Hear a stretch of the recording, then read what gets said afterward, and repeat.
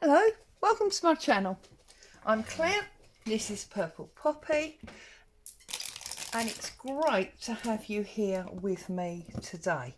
Now I'm super excited, although I'm a little bit fed up because I've had a right mare this morning. I've already recorded this video because you can see I did all of this and I don't know what's happened to it. I don't know if it's in the middle of outer space. I don't know if it's lost in my phone, but I can't find it. So here we go again, but obviously it's only going to be half a video because I've already done this. Sorry. Technology's got the better of me. But anyway, I am super excited to be making a whole new journal with this fabulous kit from Amy over at Crafty Cat. Let me just turn that over so you don't get distracted. There you go. So it's called Pieces of the Past, or Pieces from the Past. I'll put a link in the box anyway. And before I go rambling on about how wonderful it is, this video is not sponsored in any way. I love the kit. I have purchased the kit because it's wonderful. So there you go. So, as the title would imagine, it's all shabby and a bit grungy and a bit old and worn out. And we got these like threadbare teddies. There's some old books there that probably haven't seen light for years. We've got this fantastic old sewing machine.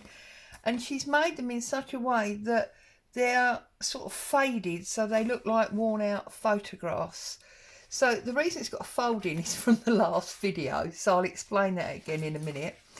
And look at this one. I'm guessing this is the other end of the room. So that's, say, you know, the far right, and this is the far left, whatever.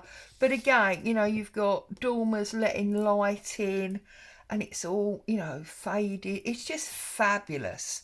You've got all this old earthenware, this would be, wouldn't it? Lovely old chest and a unit there. And then we've got all these amazing fabric pages. So we've got lace and a different lace and buttons. And then we've got a red one. There's actually, although this is all lace, there's actually quite a lot of colour in this kit, because this one is obviously brown and red and the creamy lacy colours. And then this one, it's blue and pink, because we've got this worn out quilt that's got aging on it. We've got bright white lace, and then we've got, you know, the other side of that eider down. I just love it. I love it. I can't wait to play with this. This one again, you can see is blue and pink and various different laces running through it. This one is probably my most favourite. These roses on this eider down, and I remember having an eider down like this when I lived with my mum, where there was like a little button on each corner of these squares. This is just fabulous. Love it. I hope you love it as much as I do. And again, we've got roses on one piece of fabric, and then we've got a different piece of fabric underneath, and we've got different laces, and then a worn out raggedy cotton there. And on this one, we've got lace and loads of buttons. Although you will notice that a lot of these buttons are not right, because like you've got 3 there in a triangle and 3 there. Amy did explain when she showcased this kit that that's because, and this one, look, it's got 9. You can play almost like, oh, what's it called? Othello with that. It's because they're computer generated buttons, not actual photographs. And look at this beautiful fabric rose up here, and then there's just, you know, gathered fabric and lace, another weird button and a button box, and then another eider down. It's just beautiful. Now these are not from Amy's kit. I wanted these to be double-sided, so I used these papers. Now these I had in my stash. These are actually from Lorna at Tailor Made Journals. So all of my backs, apart from those first 2, they've all got these because I just thought they worked well with the kit. So that's the kit that I'm going to be using, along with lots and lots of vintage items. Well, vintage items, pieces from the past. Because I've got here, this is an old kit that I had, which is quite modern, but I've done it on vellum for a bit of difference. We've got vintage music paper. We've then got all these different coffee dyed pages. And then we get into the real vintage stuff I've been rummaging around. So we've got this, which is from an old bank book. We've then got these truly vintage pieces. This is 1911. This one is 59, quite special because it's my birthday, 2nd of March. And actually, this is from Margate, which is only about an hour up the road from where I live. This one is 1936. It's an Arthur Skinner receipt for builder, plumber, decorator. What did they do to giving 7 sash boards and calming down and we would now say knocking down, but taking down and rebuilding a wall, and that cost £4. Wow. This one is truly old, 1885, and that is a letter from Willem and Rain solicitors, something about £7,000 loan. Wow. Now in 1885, £7,000, that was a fortune. 1936, this is a timber dealer's receipt stroke invoice, and it actually sort of shows you there the name of the people. And then I've got this French sewing magazine, well, a bit of a page there. This is a sewing pattern from that same magazine, and this is how to stitch Bordée Anglaise. So you've got the pattern there and some initials. And then there's a page about lace from my old Sears book. You can see where I'm going with this, can't you? And then there's more of this magazine. And this, look, 1923, this French. And look at the state of it, poor thing. I'm going to have to get some tape out and deal with these so that we can use them. And then here I've got, is it a lease or a mortgage? No, this one is a lease. And this is April 1964. So we've got that with, look, the map and the original seal.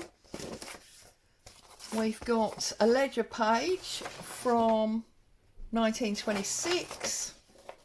And then we've got all these bits of lace that I've got out ready. I've already been making some ephemera pieces. So we've got some little clusters. I've got 2 vintage letters. This is 1956 and 1948. I can see they would definitely be in the room, wouldn't they? I even found some old imitation Scrabble pieces, so I'll put them in as well. I've got a couple of old postcards and a vintage photo. So they're all the bits and pieces ready to join this fabulous kit. Oh, there's just the dyed envelope. To go into this journal. So I hope you've had your interest spiked and you'll consider journaling along with me. Not necessarily with this kit, obviously. I'm not here to sell Amy's kit, but a kit that you absolutely adore, because I think that's part of it. And this, look at this. So what I did in this morning's video was I showed you how I joined some wallpaper and an English file folder. I stuck them together, and then I measured 5 3/4 inches for the front cover. I measured 2 inches for the spine, 5 3/4 for the back cover, and then this excess piece is for a wrap. So it's going to go round like that. The spine is square, but the wrap is going to be rounded. And I mean, I don't know about you, but I just think that is just delightful. It just makes my heart sing.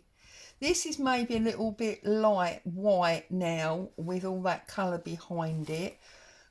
Maybe I should have put more colour on that. This back piece, I might even look at giving that a bit of a rub with some ink. Let's have a little look. No, not the Distress ink, because I remember this before, because it rubs off. So don't do that, Claire. Wait till I find my archival, which is, you know, the waterproof one, and run that through there. But how I made this piece, now this is an after piece, because you can see this was a piece of small sort of tablecloth, and I've stitched it over the edge there. You can see the wallpaper and the blue of the file folder, okay? And I stitched it so it's the fabric there with the lace overhang at the side and at the bottom, okay? And I've done a straight stitch all the way round, and then on the actual more cover bit, rather than all under here, I've just done this sort of fancy stitch. I've added 2 doilies there, half a doily to the top there, and I positioned it so that it would sit like that. So when you looked at the spine, you saw the lace at the bottom and that doily lace there. There's the back, there's the wrap, the spine and the front. And I said I would show you what I was going to do with them papers, didn't I?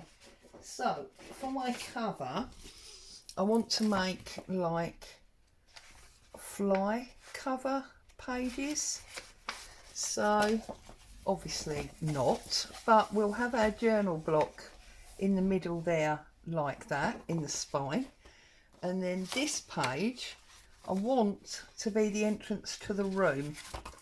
So this will be glued onto the cover there, and when it's, you know, the journal's closed, you'll see that end of the room.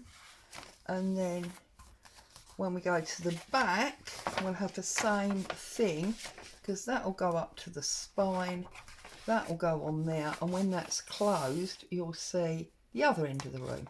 That's my plan. And I might even just tuck it a little bit under the edge there, so that the lace is creeping over it. So that's why there's no back, because they're going to be stuck down like that.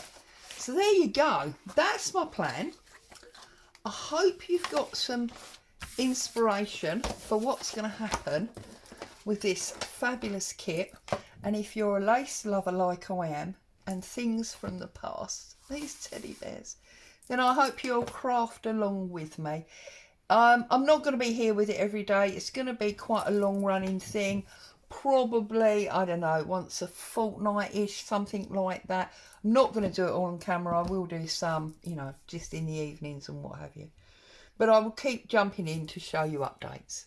So as always, thank you so much for joining me. Stay safe. I'll see you very soon. Ta-ta for now.